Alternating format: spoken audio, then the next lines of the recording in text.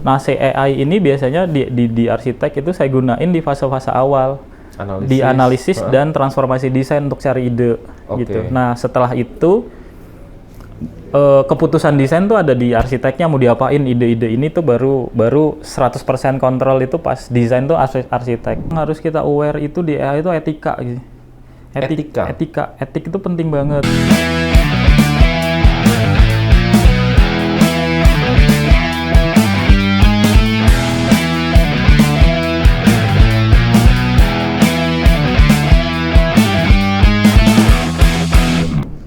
Halo teman-teman, kembali lagi di Trick Talk. Kali ini kita akan coba diskusi terkait dengan penggunaan Artificial Intelligence atau AI atau kecerdasan buatan yang mungkin beberapa tahun terakhir ini mulai sering dibicarakan banyak orang ya. Nah, jadi pagi ini kita akan berdiskusi dengan orang yang mungkin sangat pas untuk membicarakan ini. Beliau adalah Mas Widi. Apa kabar Mas Widi? Alhamdulillah baik. Sehat ya Mas? Alhamdulillah, insya Allah baik. Ya, teman-teman, Mas Widi adalah akademisi iya, kemudian praktisi juga iya ya. Iya. Mungkin juga sekarang sedang banyak juga menggunakan Artificial Intelligence atau kecerdasan buatan untuk keperluan studinya. Ya, membantu. Membantu. Ya, nanti kita akan bicara banyak soal kecerdasan buatan ini, seperti apa sih sebenarnya AI itu, kemudian ke depan akan seperti apa mungkin penggunaan AI ya.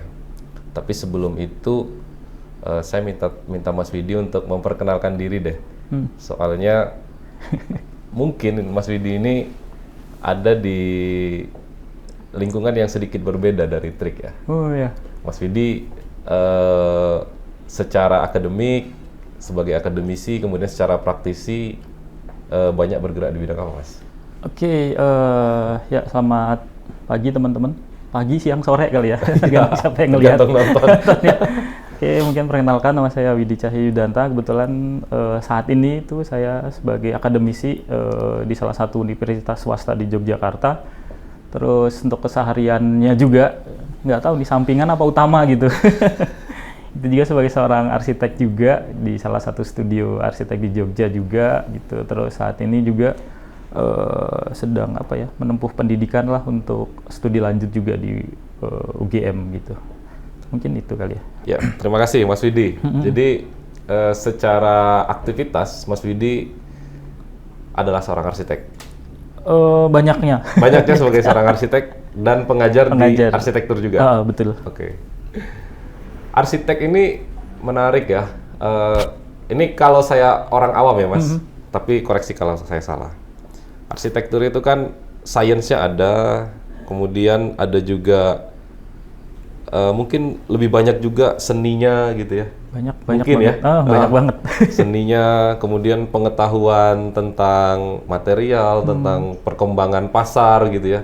Itu juga ada bisnisnya di situ, trennya akan seperti apa, warna mungkin juga gitu ya. Saya boleh diceritain sedikit nggak Mas sebelum kita sampai ke AI ya, ke Artificial Intelligence.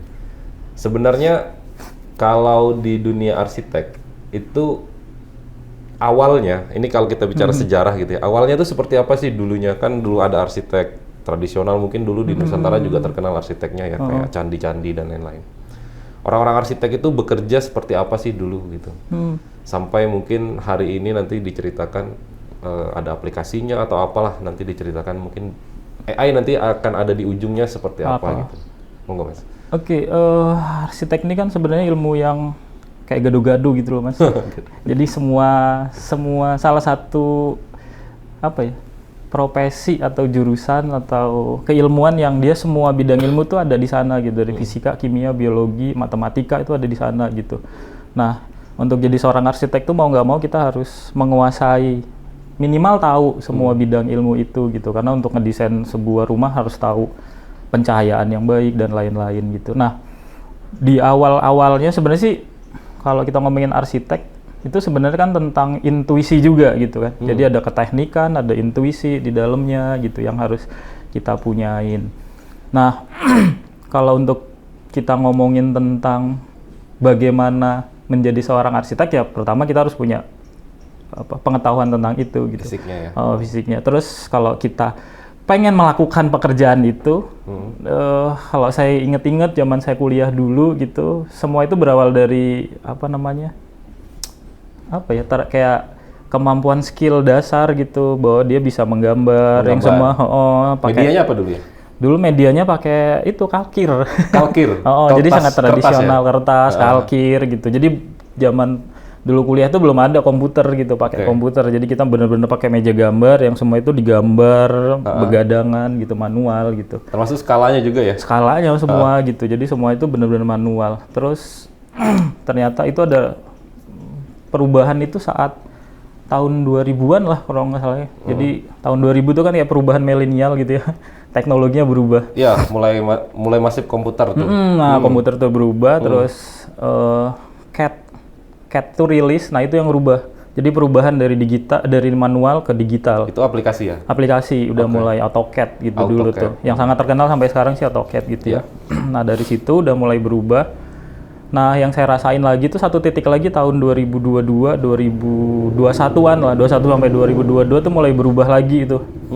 Udah mulai teknologi AI-nya udah mulai muncul gitu, automation pasca COVID. Nah, jadi kayak ada tiga fase gitu yang berubah dari manual, digital ke automation sekarang gitu. AI mengautomasi itu. Automation. Semi lah, sekarang belum auto banget gitu, tapi udah semi automation sih. Iya. Tapi dia sebagai alat bantu ya berarti ya? Secara fundamen kan seorang arsitek harus paham itu tadi ya? Banget. Paham keilmuannya. Menggambar, skala gitu-gitu ya? AI akan mungkin menjadi alat seperti kalau tadi kita sebut AutoCAD gitu. Bener. Kalau AutoCAD mungkin menggambar tapi medianya komputer. Terus kalau AI membantu kita berpikir untuk menjadikan dia. Kalau aku sih bisa ngomongnya AI sekarang itu bisa jadi personal assistant sih gitu. Personal assistant? Jadi personal assistant. Kalau saya selalu melihat Iron Man gitu. Iron Man tuh punya Jarvis gitu. Dia bisa membantu. Iron Man harus lebih pintar dari Jarvis gitu ya. Tapi si Jarvis tuh bisa membantu ide-idenya si Iron Man untuk create something gitu. Nah sama kayak AI sekarang ini gitu di dunia, kalau saya di desain gitu, dia harus membantu saya untuk mewujudkan mimpi-mimpi dan ide-ide saya gitu sih. Gitu. Harusnya pekerjaan jadi lebih mudah? Atau 50% lebih cepat. Lebih cepat? Lebih cepat. Iya. Jadi yang saya rasain sih 50% lebih cepat gitu. Kalau untuk originalitas ide?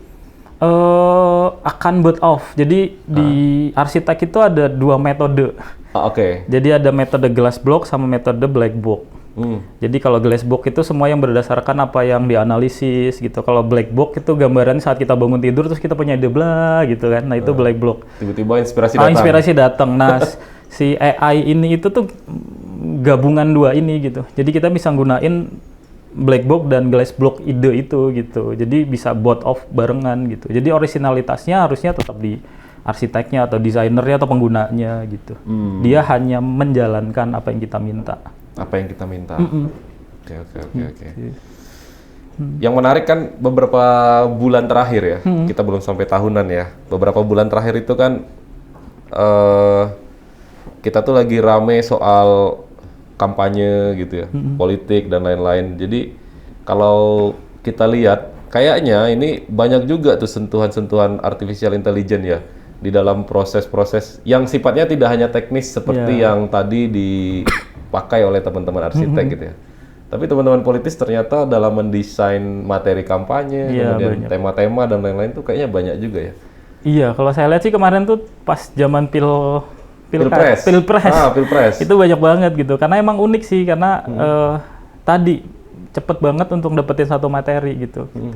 Sekarang kan kita tinggal ngetik ya, prompting gitu, teman-teman mungkin udah apal gitu. Dengan prompting itu kita sudah bisa dapetin satu materi yang udah lengkap mau ngapain gitu.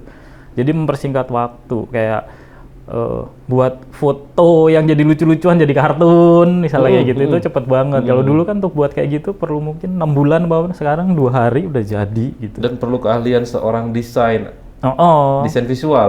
Kalau sekarang tuh perlu ide dan ngetik. Iya, pinter-pinter kita cari ini mungkin ya. Prompting kata-kata gitu, terus tools yang tepat tentunya udah. Tools yang tepat. Tools yang tepat itu maksudnya AI-nya. Berarti AI itu ada banyak. Banyak, karena kan AI itu kan sebenarnya itu soal data gitu ya. Soal data. Jadi dia akan selalu berkutik terhadap datanya itu aja gitu. Kalau dia ngomongin tentang graphic design, misalnya gambar, ya akan ngomongin tentang gambar aja, ngomong apa-apa gitu. Jadi akan sangat spesifik gitu. Karena kalau dia akan jadi satu itu datanya besar banget dan source-nya jadi gede banget. Biasanya akan dipecah-pecah. Kayak contohnya di arsitek itu ada untuk ngerender sendiri, untuk desain sendiri gitu. Jadi macam-macam sih gitu. Oke. Saya mau cari ininya dulu. Saya mau cari biar tune in aja sebenarnya. Kalau dulu saya ingat zaman mungkin waktu saya masih sekolah gitu ya. Untuk mendapatkan sebuah informasi itu minimal kita bertanya ke orang yang tepat atau kita mencari bukunya. Ini kan kemudian dapat bukunya kita baca. Atau kita tanya kepada orang yang tepat yang bisa menjelaskan.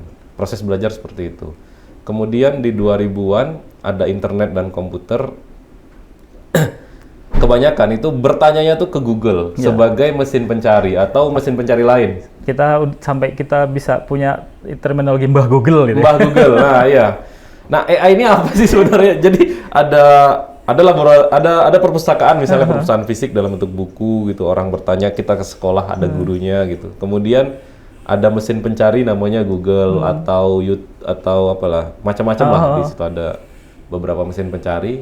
Nah, sekarang ada lagi AI. AI ini musuhnya Google atau akan seperti apa sih sebenarnya, Mas? Kalau yang tak gunain gitu ya, maksudnya yang saya selama ini hampir 1,5 tahun ini tak pelajarin lah gitu, karena itu rasanya tuh kayak dia tuh next level dari semua itu gitu. Next level dari semua itu. Gitu, karena dia bisa jadi lebih spesifik sesuai apa yang kita pengenin gitu.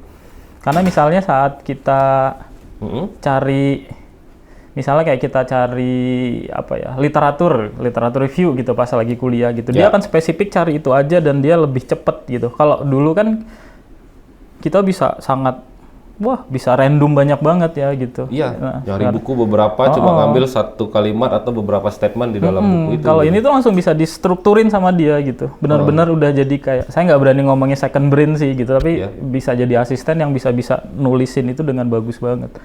Contohnya aja kalau teman-teman yang di penulisan gitu ya, penulisan gitu. Kadang-kadang kalau kita nulis kan tuh sangat berantakan ya. Di otak kita kan pokoknya berantakan gitu strukturnya. Dengan strukturnya berantakan gitu, kita tinggal masukin tulisan kita, minta kita strukturin, terus dia akan buat struktur yang bagus gitu. Dia bisa sepintar itu untuk mengkalkulasi data itu menjadi satu yang baik. Gitu. Kalau dulu kita kumpulkan beberapa materi dari sumber buku atau sumber kita belajar, kemudian itu dipindahkan oleh Google ke dalam internet, kemudian kita mencarinya jadi lebih mudah. Tapi ini dikumpulkan oleh dia, kemudian dia buat tulisannya, dia buat gambarnya sesuai dengan request kita. Iya, karena dia ngomongin big data itu loh. Big data itu di training terus sama dia udah diinterpretasi atau apa gitu, apalah istilah yang orang-orang komputer ya gitu.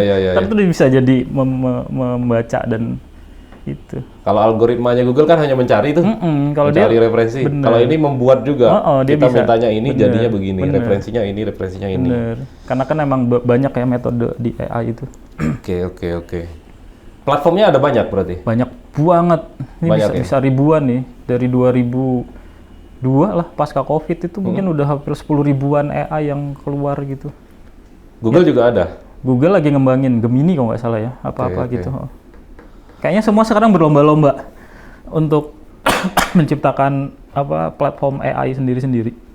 Dari yang berbayar sampai yang gratis. Saya ngelihatnya kan jadi lebih simple ya. Jadi lebih simple kalau itu diaplikasikan. Tapi yang penting kan baliknya sebenarnya ke orang yang mau bertanya atau orang yang meminta AI itu untuk membuat sesuatu. Dia harus paham dulu kan apa yang mau dimauin, Bener. diinginkan oleh Oh, oh. kita gitu ya. Sama ini sih yang harus kita aware itu di AI itu etika gitu. Etik itu penting banget karena isu di AI itu adalah ngambil data gitu. Jadi data-data yang di training itu data-data orang. Data orang yang dimasukin ke data di training terus kita pakai gitu.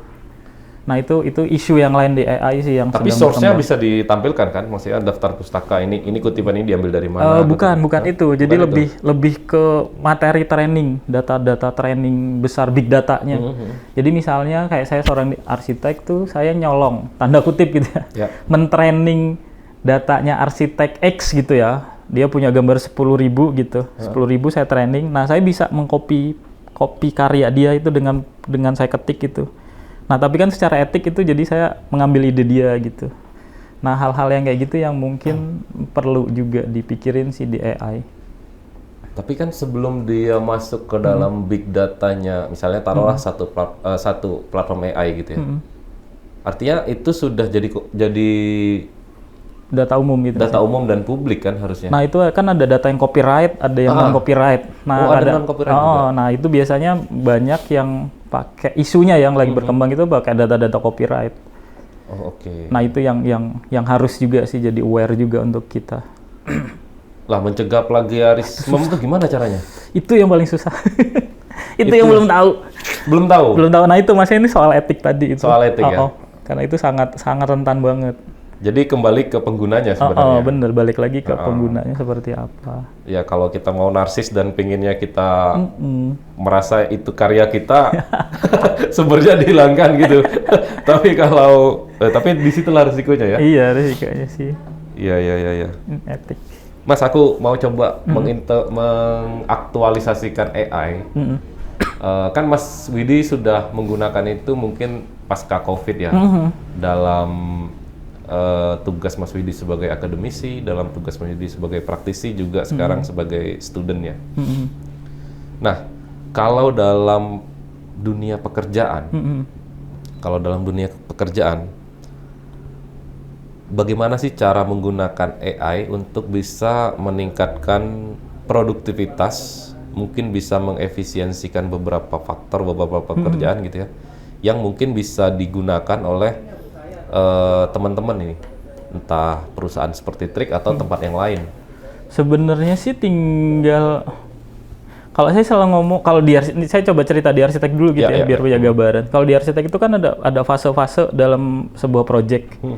Jadi ada fase analisis, ada transformasi desain, terus ada fase untuk desain sendiri gitu. Nah, si AI ini biasanya di arsitek itu saya gunain di fase-fase awal. Di analisis dan transformasi desain untuk cari ide gitu. Nah, setelah itu keputusan desain tuh ada di arsiteknya mau diapain, ide-ide ini tuh baru 100% kontrol itu pas desain tuh arsitek gitu. Nah, sama sih di perusahaan-perusahaan atau yang menggunakan itu tinggal dia mau fase apa gitu. Nah, itu yang mungkin saya belum tahu gitu di bidang ilmu yang lain gitu. Tapi misalnya gini, kasih gambaran aja saat kita pengen ngetik gitu, misal nyari sekretaris, AI bisa buat jadi sekretaris kita gitu, buat laporan. Tinggal kita masukin data-datanya, dia akan membuat laporan sendiri. Dia menarasikannya. Saya sebagai seorang penulis misalnya, saya bingung membuat daftar isi, mau mulai dari mana dulu. Saya bisa meminta si AI ini itu untuk membuat daftar isi book saya seperti apa. Dia langsung buatin daftar isinya. Kita langsung bisa jadi tuh bukunya. Mengupload file gitu? Upload file bisa. Upload file nanti dia bikinkan daftar bisa, isinya? Atau kita buat keyword itu gitu bisa gitu. Jadi bisa semua. Jadi dari A sampai Z sekarang tuh bisa. Tergantung siapa yang mau pakai dan tujuannya buat apa. Tujuannya buat apa, terus dia mau di fase apa di sebuah pekerjaan.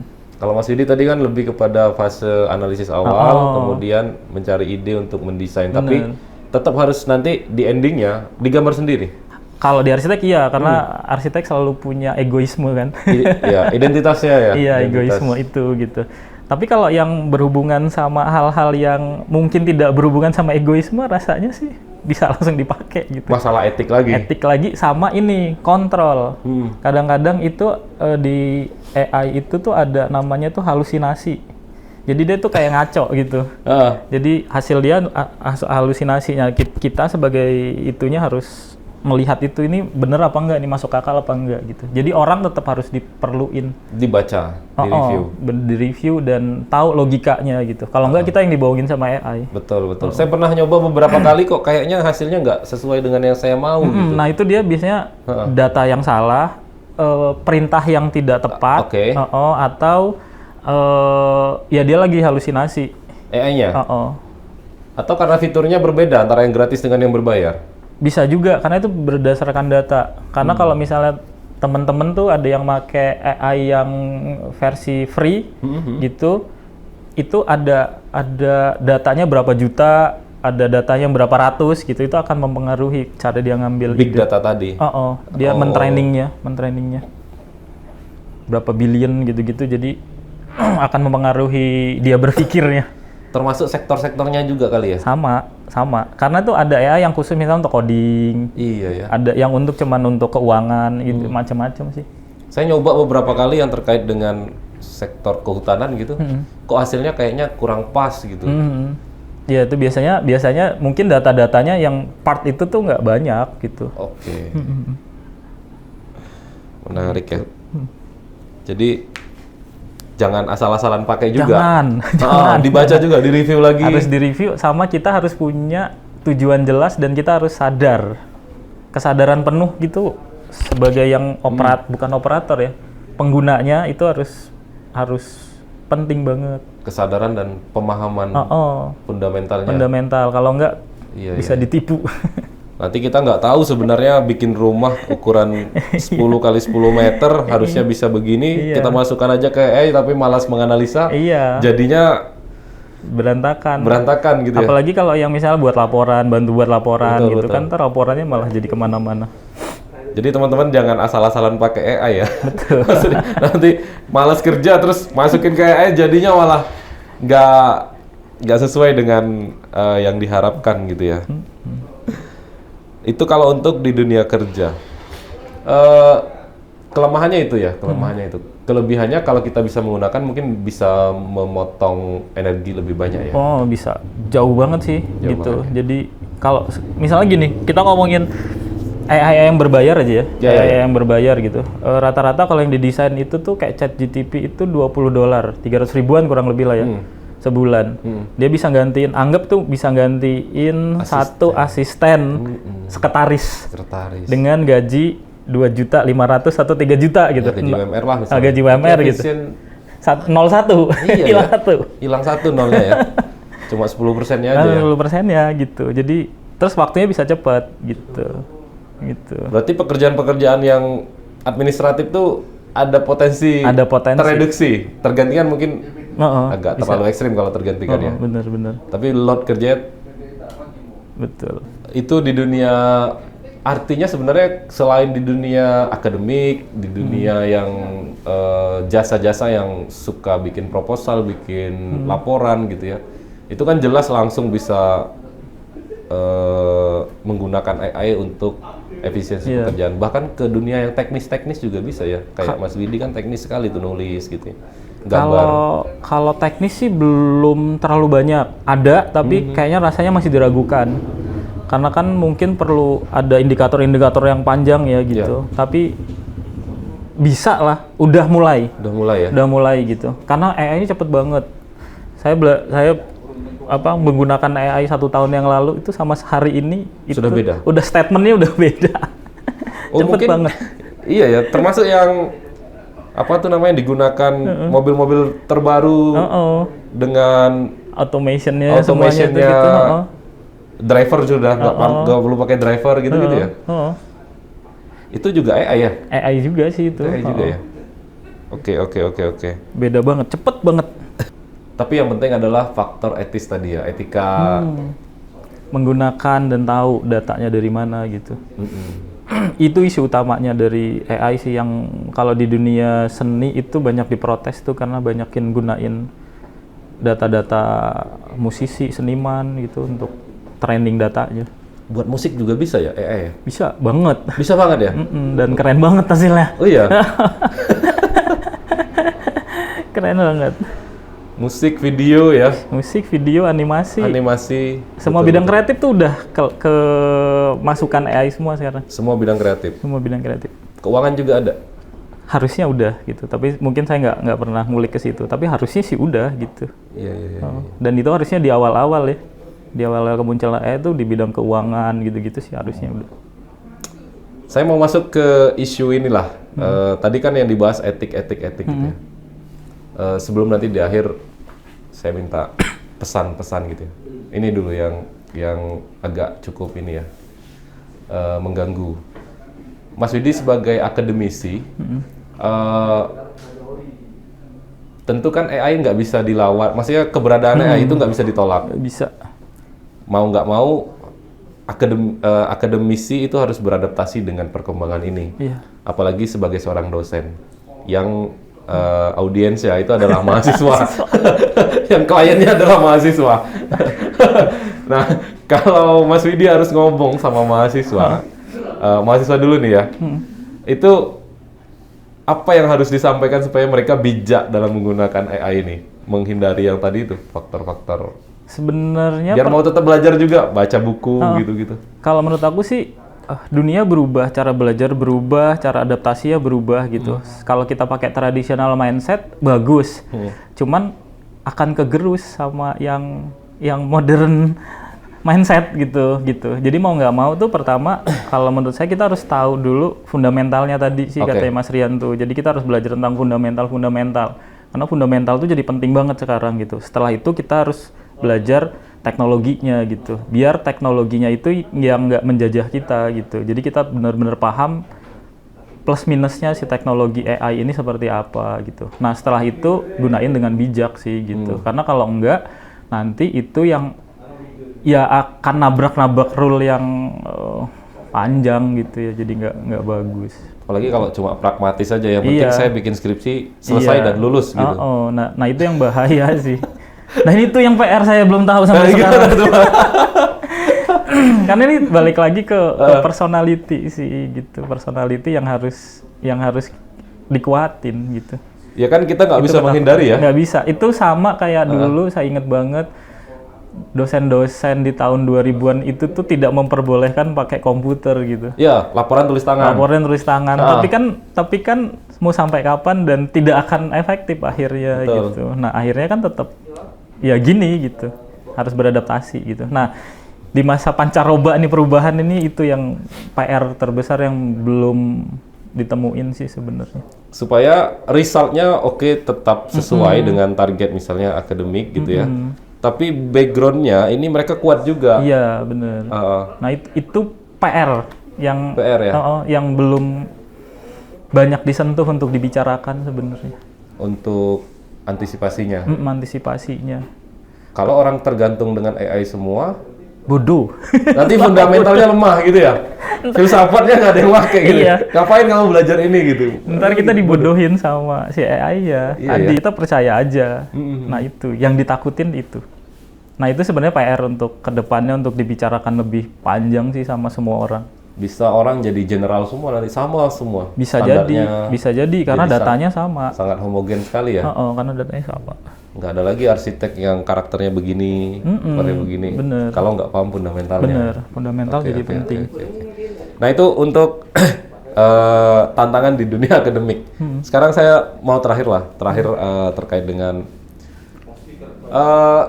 mungkin yang paling akan kerasa dengan penggunaan AI ini adalah generasi-generasi yang mungkin masuk kategorinya kayak milenial kayak kita, sama mungkin generasi di bawahnya, Gen Z, macam-macamnya nanti, atau ada generasi lain nanti dengan perubahan teknologi yang terbaru gitu ya. Nah, kalau di level atasnya kita mungkin senior-senior mereka sudah ada di top manajemen, mereka sudah ada di top government gitu, mereka lebih strategik pikirannya gitu ya. Nah, apa Mas yang kira-kira perlu kita bekali ya saya juga sih, saya mau belajar. Sebenarnya kalau saya ada di posisi sekarang, misalnya saya bekerja, saya akan menghadapi masa depan perusahaan dan masa depan saya juga, apa yang harus dibekali supaya AI itu kita bisa optimalkan, tapi dampaknya bisa kita kurangi. Kalau sepemahaman saya sih sama saya ini itu kontrol sih, Mas. Kontrol. Jadi kontrol terhadap penggunaan AI itu seperti apa gitu. Terus tujuan menggunakan AI ini seperti apa gitu. Jadi ada batasan limitasinya yang kita tentuin gitu. Karena kalau enggak nanti balik lagi gitu. Kita nggak tahu nih bakal seperti apa gitu. Terus yang selanjutnya itu menurut saya lagi yang harus kita punyai itu kesadaran sih.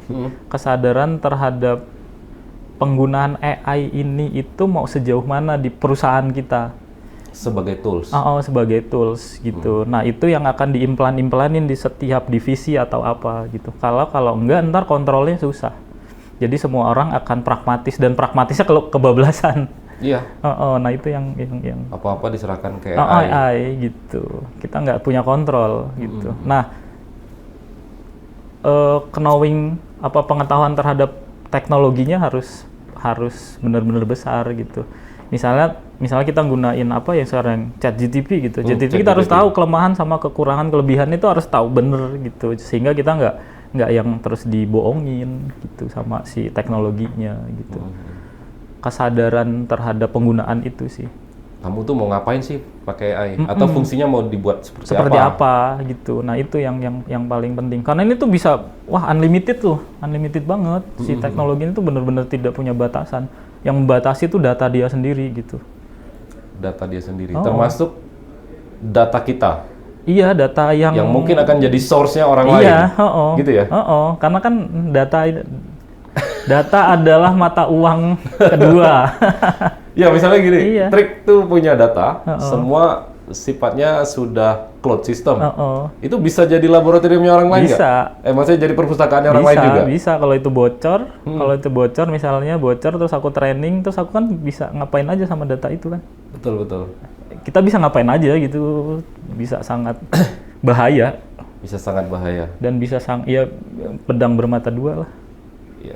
Jadi memang isu yang pertama itu terkait dengan fundamental itu ya tadi yang harus kita kuatkan, dan kayaknya yang sifatnya fundamental itu mungkin belum bisa digantikan ya. Nggak akan sih. Nggak akan. Padahal kalau di level-level pekerjaan, pada level-level tertentu, top manajemen itu kan yang sangat dibutuhkan adalah kemampuan strategis ya, strategic plannernya dan lain-lain. Tapi itu yang biasanya mungkin tidak bisa digantikan oleh AI. Tapi tools pekerjaan teknis mungkin bisa dibantu oleh AI gitu ya. Oke teman-teman, saya pikir itu saja.